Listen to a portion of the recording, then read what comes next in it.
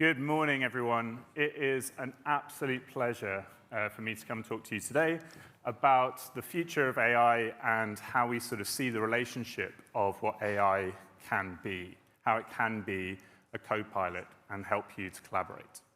I want to start with a question, which is AI a tool or a partner?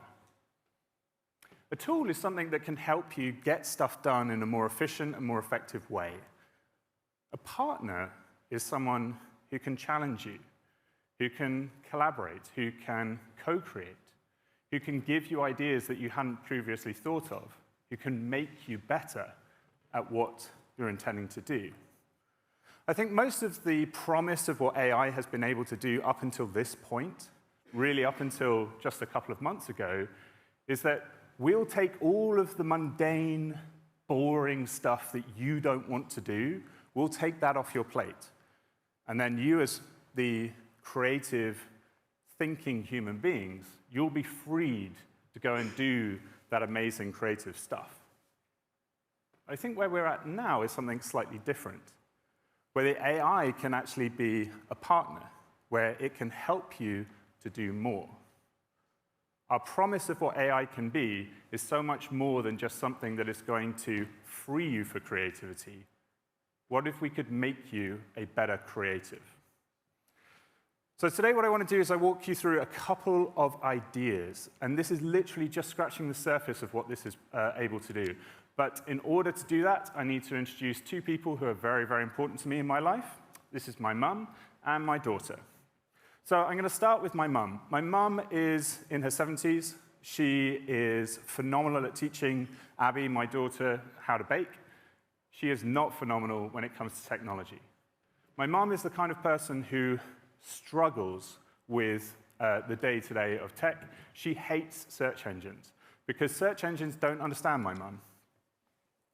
And because she's the kind of person who doesn't realize that you have to put in a 3-keyword phrase to get information out of the search engine that is actually useful.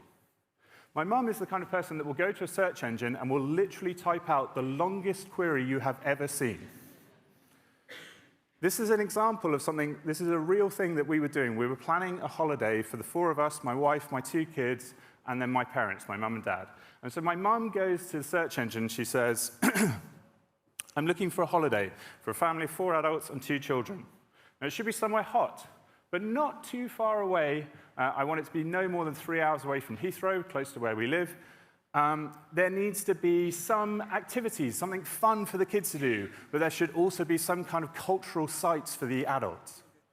Now, I think we know that if we put that into Google or Bing or any search engine today, the results that we would get would be awful because the query is just too complex. There's too many parameters in there in order to get something meaningful. What is astonishing about the new Bing and the new way that we can use AI to facilitate these kinds of conversations is that it can actually give you a meaningful response. And not only is it meaningful, it's actually really good. Look at how it's starting to pull together information here that gives me answers which are relevant to the query. It's giving me average temperatures, how far it is away, how much time it would take me to fly there. And it's also giving me colorful ads that will help me to make a decision on where I might want to go. So now I'm going to refine my search slightly, and I'm going to say, which of these is the cheapest? Now, in this instance, what it's going to do is then take the previous iterations or the previous stuff that it's given me in that conversation, and it's going to help me to refine that search. So based on, even though I didn't give it a date parameter, it's going to know that we have 4 adults and 2 kids. Based on that, here are some examples of a 6-person package. This is roughly how much it would cost.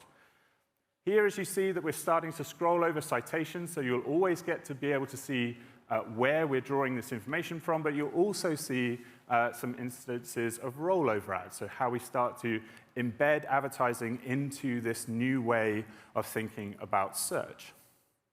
So now I'm going to ask something a bit different. I'm going to say, tell me more about what I can do with the kids.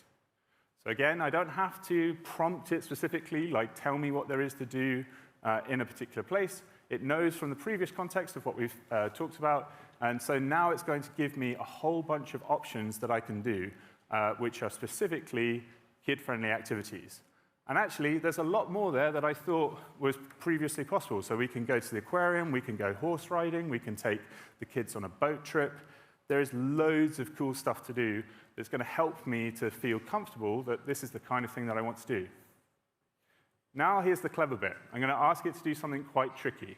I'm going to say, can you take these various options and travel packages and put the various pros and cons into a table? Now, I want you to imagine doing this in the traditional search experience and how difficult this would be to gather all of this research and information and put it into a format that you really liked. The AI is able to understand the context and pull that information into the table immediately. And so you'll start to see that it will offer things, and it will offer useful advice. Things like, this flight might not be available at this particular date, or these things might not work for your particular spectrum.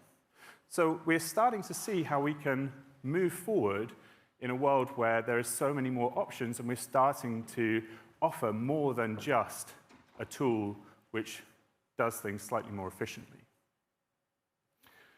Now I want to focus a bit on my daughter. This is Abby. Abby's 5. There's 2 things that you need to know about Abby. One is that she loves Disney princesses, which is why she's wearing her Encanto dress. The second thing you need to know about her is that she wants to be an astronaut.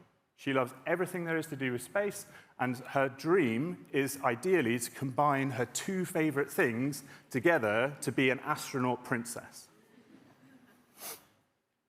Now, it's my job as her father to try and make those dreams a reality.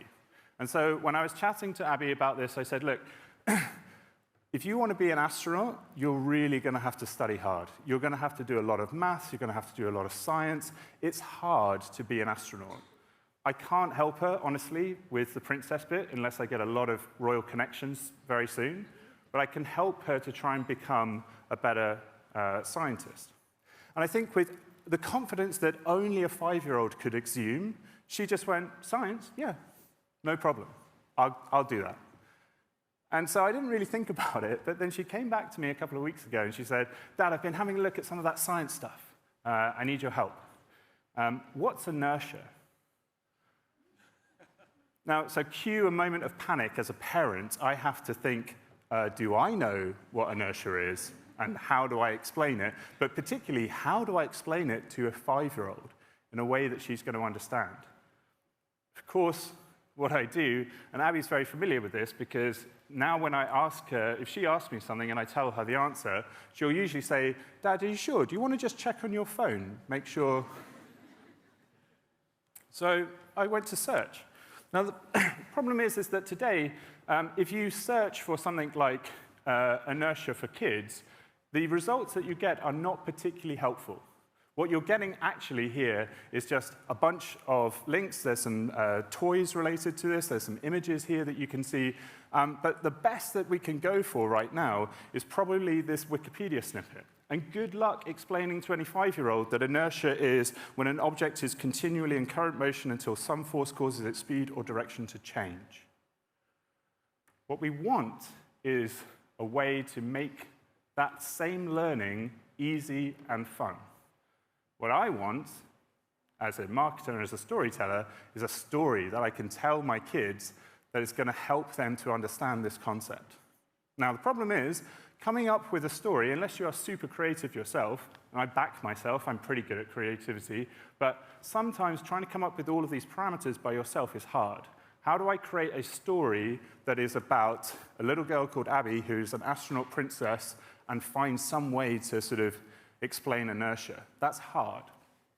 There are no books in Waterstones or on Amazon that fulfill this very specific criteria. Now, the amazing thing about what I can do with Bing is I can ask it to help me do just that. So I'm literally going to put into here a query that I'm fairly sure has never been searched for before. This is the creative powers of what we can do. So I'm asking it, can you help me write a story about a little girl called Abby who wants to be an astronaut princess? She's going to go on adventures, and she's going to solve problems using inertia. I think what is actually able to generate almost instantaneously is pretty spectacular. So look at the story, and I appreciate this is hard to read on the screen when you are further back, so I will walk you through it. But it starts talking about, here's a little girl, she goes on adventures, she finds in her space adventures a new pal called Rocco the robot dog. And she arrives at a planet where everybody is getting dazed and confused. And they're dazed and confused because they can't stop moving. They're in constant motion. And they're struggling because they're getting really dizzy. And actually, the solution for Abby is to go to the planet, use her jetpack to create an artificial atmosphere on the planet, which helps to slow people down. And then they're not dazed and confused anymore because they're able to change their motion. What an incredible tool and way for me to be able to explain to my kid a very complex scientific concept in a way which is absolutely tailored for her and for her dream. Now, the final thing that I want to share to you here is something about imagery. You've already seen some great examples of that earlier today, but for me, seeing is believing. And so if Abby wants to be an astronaut princess, she doesn't have any role models that exist where she can point to that and go, yes, that's what I want to be. If we go to Bing Image Search today and search for children who are astronaut princesses, the results are honestly pretty disappointing.